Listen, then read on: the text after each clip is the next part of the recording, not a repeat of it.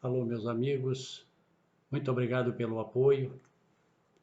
Hoje falaremos sobre o desperdício dos talentos.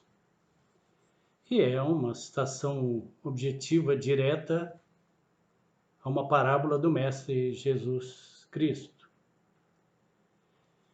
que diz em Mateus: a um deu 5 talentos, ao outro 2 e ao outro 1, a cada um segundo sua própria capacidade. E então partiu. Bem, isso é parte de uma parábola de Jesus transcrita por Mateus. O professor da Unicamp, já falecido, ilustre professor Rubem Alves, fez uma parábola da parábola. Então, segundo ele, a parábola mais fácil de entender, tudo mais, seria mais ou menos assim. Um homem tinha vastas propriedades. Os jardins ocupavam o seu pensamento o tempo todo e ele repetia sem cessar: o mundo inteiro ainda se transformará num jardim, belo, perfumado e pacífico, num lugar de felicidade. Ele tinha jardins de todos os tipos, que davam muito trabalho, mas a alegria era grande. O verde das folhas, o colorido das flores, os pássaros, as borboletas, os insetos, as fontes, as frutas, a beleza das formas e o perfume. Contratou 3 novos jardineiros a quem anunciou: vou viajar por um tempo longo. E disse: a você, Paulo, um deles, entrego o cuidado do jardim japonês. Cuide bem das cerejeiras, veja que os peixes estejam sempre bem alimentados. A você, Hermógenes, entrego o cuidado do jardim inglês, com toda a sua exuberância de flores espalhadas pelas rochas. E a você, Boanerges, entrego o cuidado do jardim mineiro, com romãs, hortelãs e jasmins. Ditas essas palavras, partiu.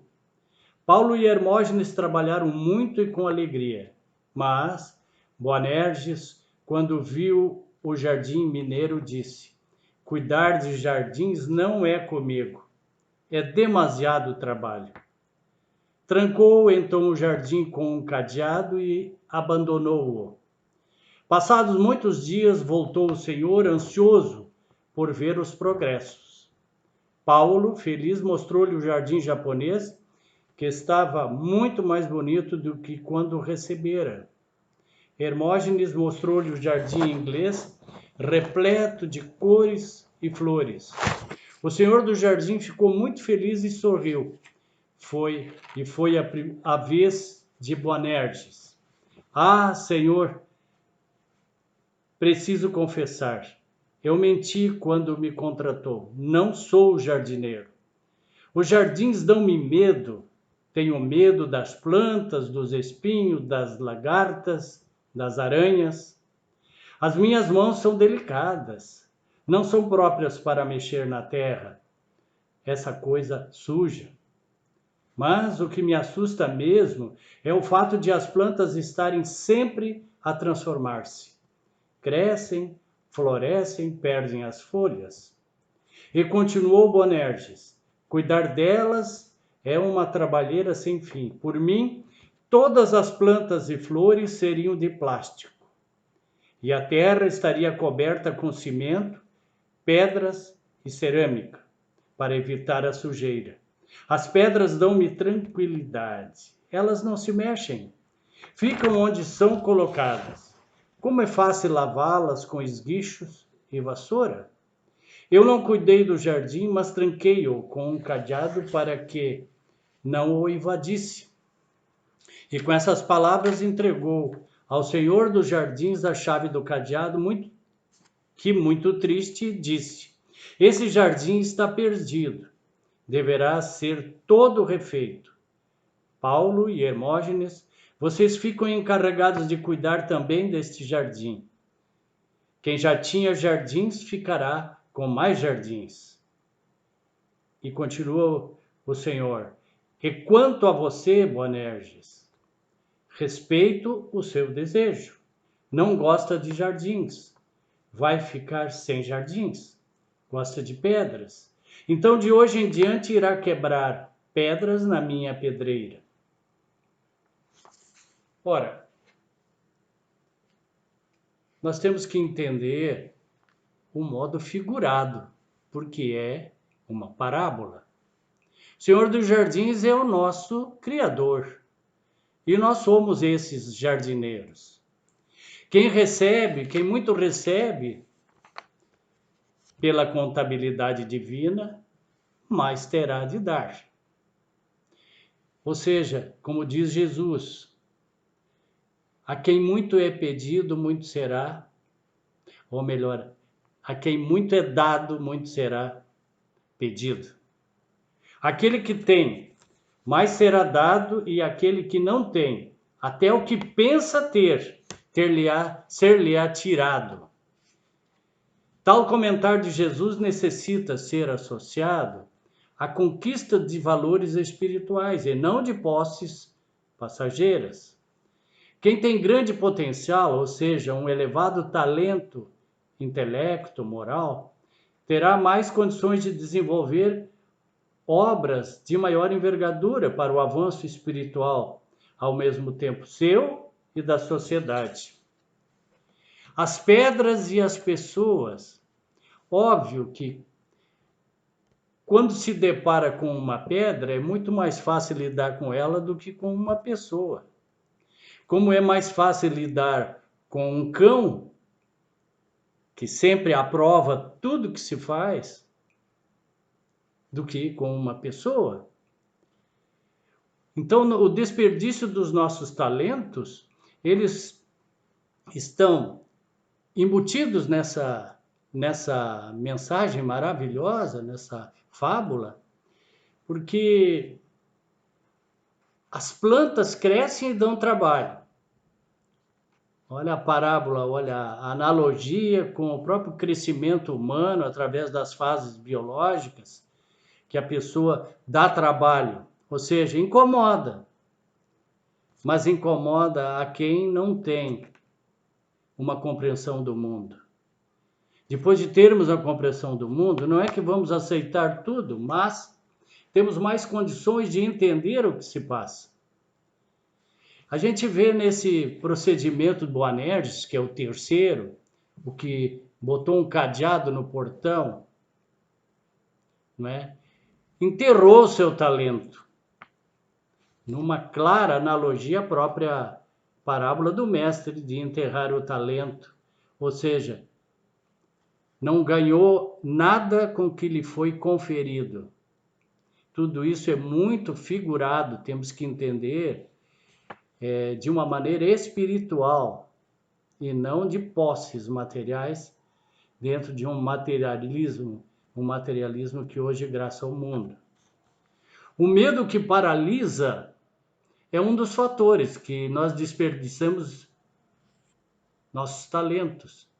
O medo paralisa, nos engessa e faz com que a gente não faça aquilo que deve realizar. Preguiça é outro. A preguiça de fazer jardins não são comigo, como diz o terceiro jardineiro, né? Nem jardineiro era. Ou seja, mentiu para ser admitido. E aí, através das tarefas, combatendo a preguiça, nós temos a alegria de viver. Porque estaremos tendo uma consciência de que estamos realizando objetivamente o nosso progresso e de pessoas que nos cercam. Uma outra coisa que nos ocorre, inveja. Esse terceiro Boanerges pode ter olhado para os outros e achou que os outros ganharam mais do que ele, eram mais importantes do que ele, e por isso se paralisou, não fez o que tinha de ser feito. A perfeição no mundo,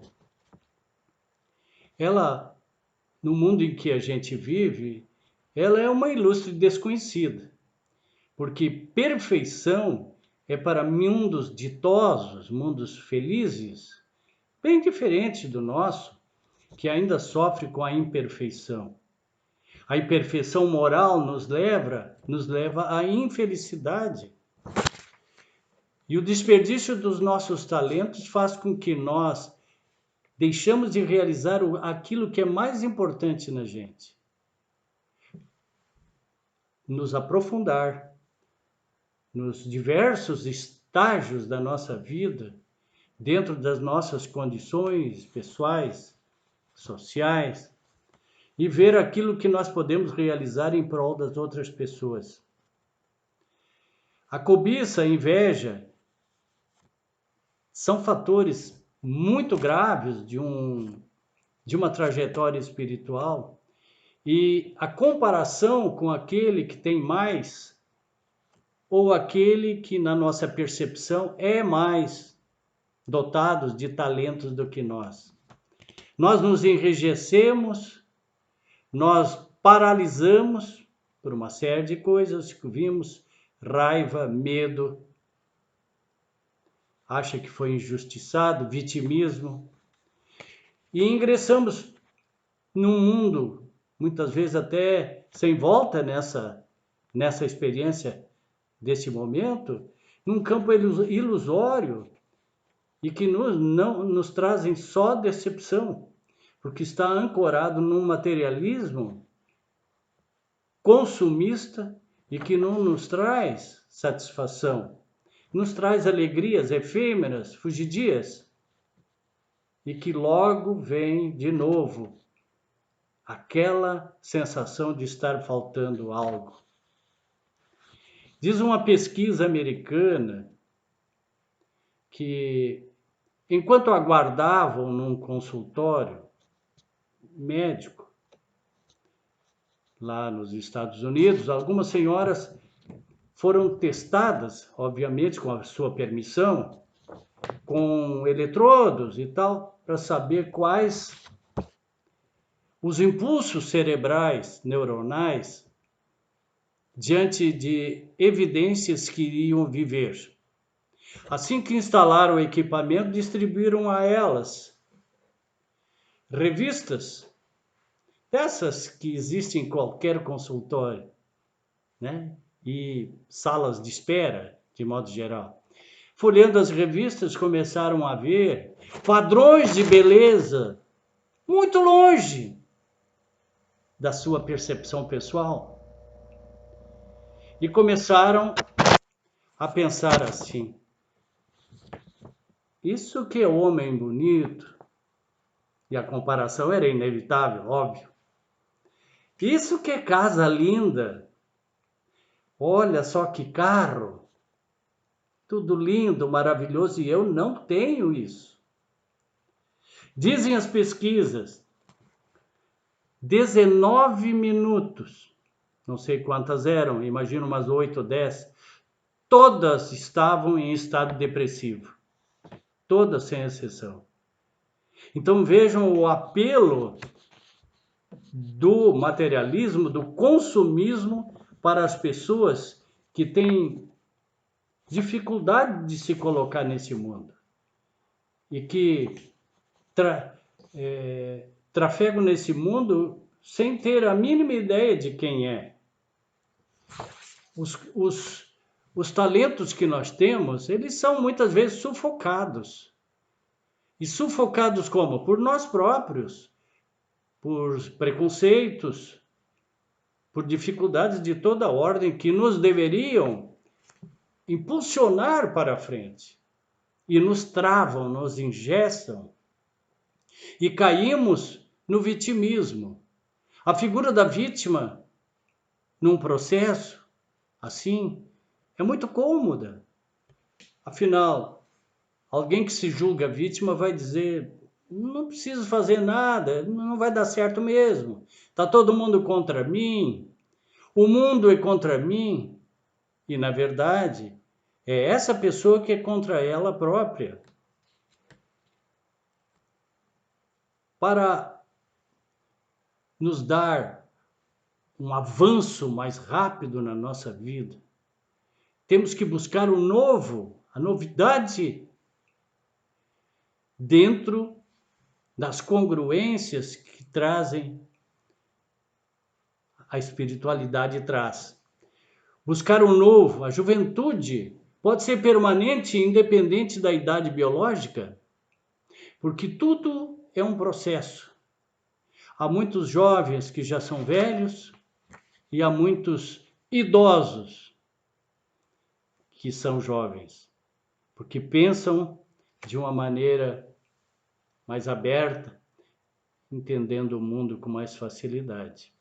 A mente, o modo como olhar o mundo, a visão que temos de nós, dos nossos talentos é que nos vai fazer operários de uma pedreira ou de um jardim. A escolha é nossa. É uma questão de escolha na nossa vida. Como tudo, nós escolhemos o que queremos ser. Quem se coloca no papel de vítima está se valorizando muito pouco. Então, a escolha é nossa, porque a vida segue e precisamos a todo momento realizar escolhas. E nós somos, sem dúvida nenhuma, o resultado das escolhas que nós fizemos até agora.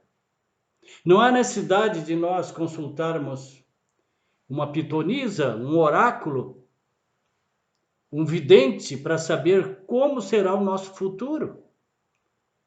É só analisar o presente. Como o presente é resultado do que nós temos feito.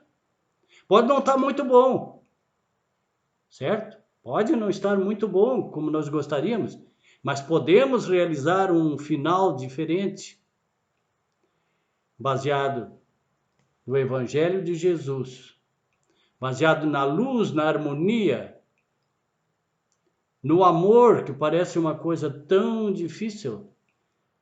E amor é simplesmente facilitar a vida das pessoas. E é fácil de distribuir. O que nós não podemos é romantizar a nossa vida, achando que amor sempre vai ter correspondência, que é uma via dupla. Na verdade, a vida nos devolve isso, mas não devemos ficar esperando.